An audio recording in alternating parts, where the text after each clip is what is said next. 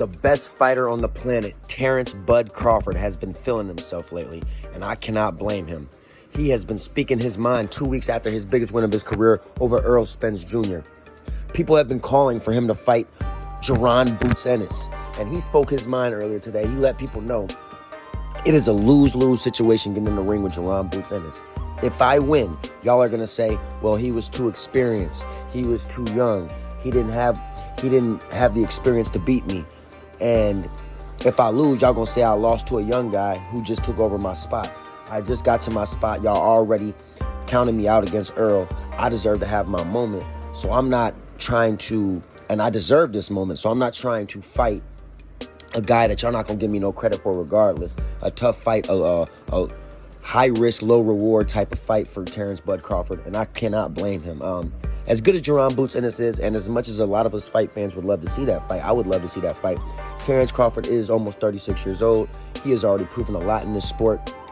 And even though I love Jaron Boots Ennis, and I think that would be a tremendous fight, Jaron Boots Ennis has to earn his spot. And I don't think he has quite earned his spot to, ask for the Bud Crawford fight yet. And Bud feels the way he feels, then that's what Bud feels. And Bud has also been speaking his mind about other things. People have been, some of you might find this real hard to believe, but people have been calling for him to fight Gervonta Tank Davis.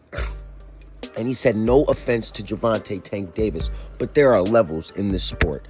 He is 5'5". He is a midget. He is way too small for me. Respectfully, that is not a fight I'm interested in. There are two fights that Terrence Crawford has been calling for that he is interested in to take place now that he has beaten Errol Spence Jr. And it is not Jaron Boots Ennis or Gervonta Tank Davis. The two fights that he is interested in is fighting the winner of Jermell Charlo and Canelo Alvarez. Terrence Crawford has already expressed it enough that he is interested in fighting both of those men. He's interested in fighting Jermell Charlo at 154, and he's interested in fighting Canelo Alvarez at a catchweight of 158. I don't think Canelo will fight Terrence Crawford. I think he's too scared to fight Terrence Crawford.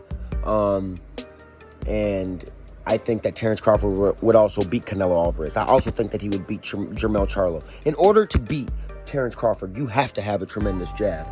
And neither one of those guys have tremendous jabs. And I think Terrence Crawford would bully through those guys relatively easy. And Terrence Bud Crawford is on top of the mountain right now. He's the best fighter in the world right now.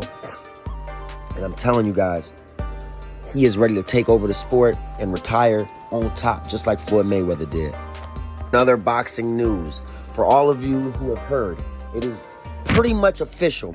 Both fighters have posted on their pages that this mega fight between Demetrius Andrade and David Benavidez is going to go down sometime in fall.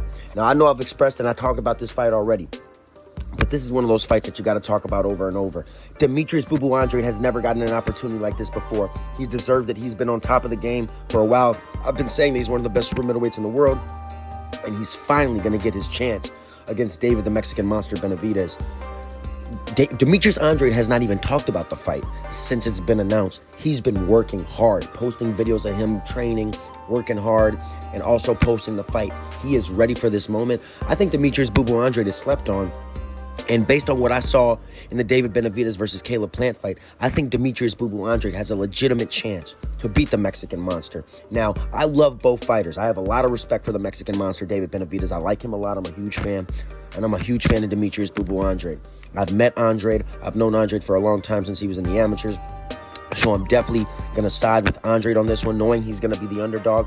But this is a fight for the ages, you guys. Boxing has not missed in 2023, and we're only getting more doozies. Demetrius Andrade, David Benavidez.